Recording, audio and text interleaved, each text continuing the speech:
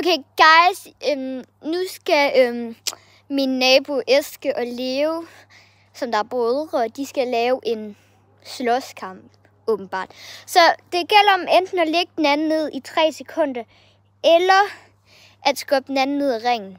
Så lad mig lige hurtigt. Okay, guys, nu kommer Eske og Leo! I kan lige... Okay. Eske, hvor gammel er du? 7. Hvem der er? Han hedder Bellefyr. 5 år. Okay. Jeg hedder Leo, jeg hedder ikke Bellefyr. Okay, prøv lige at høre. Okay, guys, prøv at høre her. Det er jo en 7-årig mod en 5-år. Det er jo ikke fair. Så derfor kommer jeg til at hjælpe Leo en lille bitte smule. Og hvis der sker noget, så stopper jeg kampen og redder dem. Jeg redder teknisk set deres liv. Men drenge, det skal ikke være for voldsomt, okay? Leo, kan du huske, hvad der skete sidste gang, da du kvælede Eske? Ja. Det var godt, jeg lige så det. Oh my god, jeg reddede teknisk set Eskes liv. Jeg troede, vi har startet. Ja, vi starter nu. Okay, guys, nu starter kampen. Venlig. Gør jeg klar? 3, 2, 1, slag! 1. Okay, op igen. Damn! Okay, chill! Okay, guys, som I kan se, der er rigtig drama. I er faktisk... Okay, Leo er faktisk okay god i dag. Okay.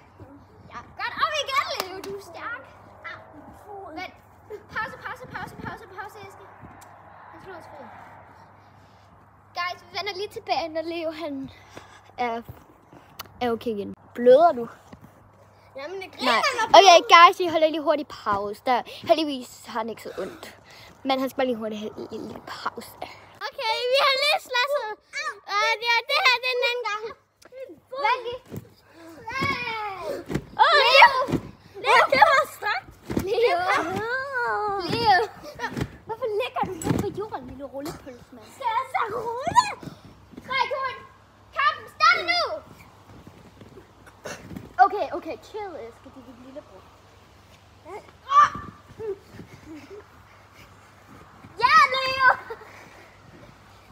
Jeg klamrer mig som Hvis jeg skal være ærlig, guys, jeg hæpper teknisk set på Leo. Okay, han er stadigvæk benet inden, så vi... Jeg hæpper på Leo, fordi han er mindre. Du kan ikke komme op. Oj, pas på. Ja, han er okay. Stand op, Leo, stand op! Nej!